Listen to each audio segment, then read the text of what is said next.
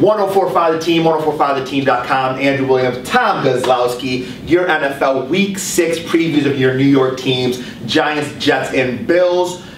Guys, we were off last week. We were. I thought we actually had retired the video series because I went 2-0 after going defeated the week before, so I thought we were done. I was going to go out into the sunset. That's not the case. You were having fun. You were down. I was on Bourbon Street. Area. Yeah. I was on Bourbon Street and had a few cocktails, if you know what I'm saying. And you may have gave them a bit of a luck because the Saints last night take down the Atlanta Falcons, who were undefeated in the NFC South, undefeated overall in the season. I think it's because of you. A little good karma you sent down. You know, what can I say? I bring my Steelers Nation down there, and they learn how to win. All right, let's get started. Jets, Redskins, 1 o'clock Sunday. The New York Jets right now coming off their bye. Sheldon Richardson back, going against the Skins, who need a victory to stay in contention in the NFC East. What do you watch for in this game? This is going to be the biggest test of Todd Bowles' coaching career so far. One of the best evaluations you can have as a head coach in the National Football League is what you do off of a bye week. That extra time to prepare, the extra time to look at the film. So Todd Bowles, that first quarter especially, if the Jets have something that they've seen on film the past 7 to 10 days, that's the advantage. That first quarter and what Todd Bowles comes out and does against this Redskin team. I think the thing I'm watching for the most right now is Chris Ivory for real? I mean, we're hearing that he's the best. Brandon Marshall said he's the best running back in the league.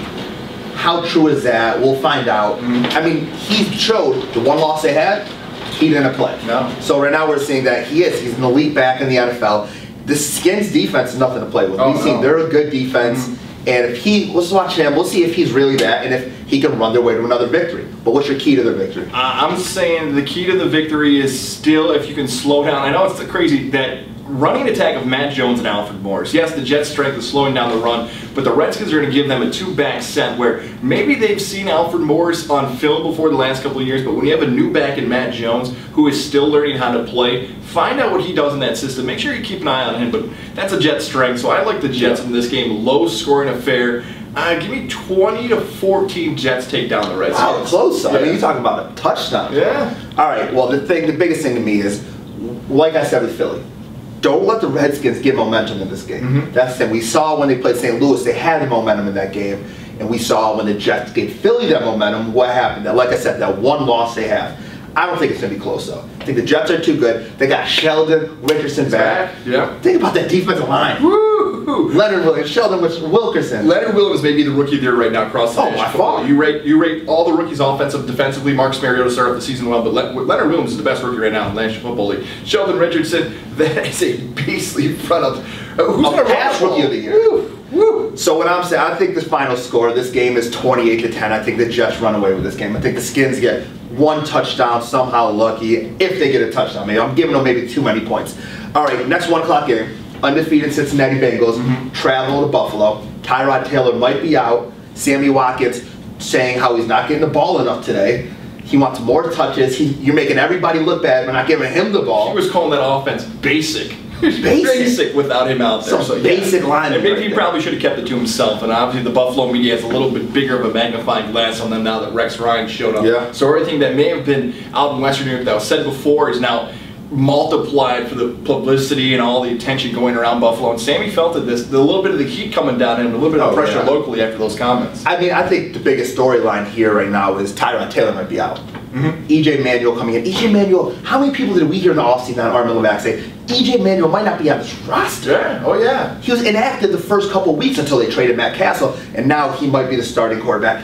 How do you think he does this week? I think he struggles mightily. This is a Cincinnati Bengal defense. You have across the board a veteran in Adam Pac-Man Jones, Geno Atkins. Across that defensive front, look, the Bengals have been able to do it. That's been a strength of this team. And also, people talked about the first 3 to 4 weeks if Julio Jones was an MVP candidate across the National Football League. And I get how great Tom Brady and Aaron Rodgers are playing. But it's time to start talking about Andy Dalton in that mix for MVP. He's playing the best football in his career right now. He still has A.J. Green, Jeremy Hill, and Giovanni Bernard in the backfield. This is a really good Bengal team. It's been good for the past few years. I think the Bengals have a huge edge in this game. And that's the thing. I'm looking at the injury report right now. Sammy Watkins, Tyrod Taylor, LaShawn McCoy, Carlos Williams, Chris Hogan, Charles Clay, Aaron Williams. Who's left on the offense? That is their best players are all injured right now. You're looking at a Bengals team that is balling out. I think the biggest thing to watch for is who in Buffalo steps up. Because, like I said, Carlos Williams out. Is Shady going to be back? Is that hamstring going to be good enough? You look, who's their backup even? Boom Herron? Boom Herron? He was out on the street 2 weeks ago. Exactly. So what's your key to victory if the Bills can pull off this? The key to victory is the home field advantage. Hope the route is going wild. All I see online is these crazy videos of Bills fans slamming each other through the tables and the tailgates. Yes. Maybe some of them can actually tackle on the football field and run out for some passes, intoxicated or not. They need all the help that they can get this week in the route. I like the Bengals in a shutout, 24-0 over the Bills. The Bills can't find any offense with all those guys out. 24-0. 24-0. Yeah, Bengals big. I mean, I know the Bills are bad without all those players. 24-0. Donuts. All right, I'm gonna be nicer and I'm gonna go out. I'll say a 32-6. Something a little bit. You give them 2 field goals. It's nice. Yeah. I mean, it's more nice. I mean, they're not gonna get a touchdown with E.J. Manuel. But the thing is, if they do, E.J. Manuel comes out and balls. Next week, we will be having a whole new conversation. Oh yeah, if they win the game, there's going to be some talk of a quarterback controversy if you take down one of the best teams in the AFC besides the Patriots, no doubt about it. But we have seen Rex Ryan. He has been a guy to stick with his number one. He's stuck with Mark Sanchez. Sure. He sticks to his guns, so we'll see about that. And then the big game. The New York Giants, Philadelphia Eagles, Monday Night Football, NFC East, the 2 best teams right now, you can say, in the NFC East. Yeah, oh yeah. I look at this, and it's a thing that the Philadelphia Eagles, Chip Kelly, DeMarco Murray, all those guys, that offensive side, they feel the pressure. Look, Philly fans are as competitive as any fans across the country. And so far this season, we've seen on Monday Night Football that maybe the team that you think is going to blow away in a victory, they're by far and away the best team. If they start to struggle, look, I look at the last Monday Night Football game, a lot of people thought the Steelers should have won that game by a few more points, although Mike Vick was the quarterback, the backup. It took them to the last play of the game. The Chargers played very well in that game. I think this is going to be another competitive Monday Night Football game. It comes down to the edge. Turnovers is the difference in this game. Which team limits their turnovers the most will come out with a win. And the thing is, we're going to stay on this path. We're getting to week 6. This is when the injuries really start getting. Prince Amukamara out a month right now. OBJ, Tom Coughlin came out and said today that he might play. If he practices well enough today, he will play. And even if he doesn't practice, he might get a chance to play. Normally, that's not how Tom Coughlin rolls, but who the hell else do they have? Right. Victor Cruz is out. Ruben Randall's hurt, who also said he may be back in the game.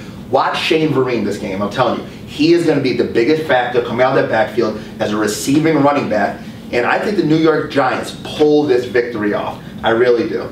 24-17. Oh man, close to mine, 24-21. I think it comes down to a 4th quarter drive again. We saw Larry Donnell make that great catch at the back of the end zone. They're starting to find ways to win now, the Giants. I like them coming from behind again in this game. Eli leads another drive down the field. Giants take down the Eagles. All right, and we'll update you with our records next one because I think you win. 2-0, baby. That's all that matters. I'm starting to catch up to you a little bit. I still have a 2 or 2.5 game lead, or 2.5 game lead I think you have on me, or 3 game lead. All right, I'll take it. We'll find out next week. Thanks for listening.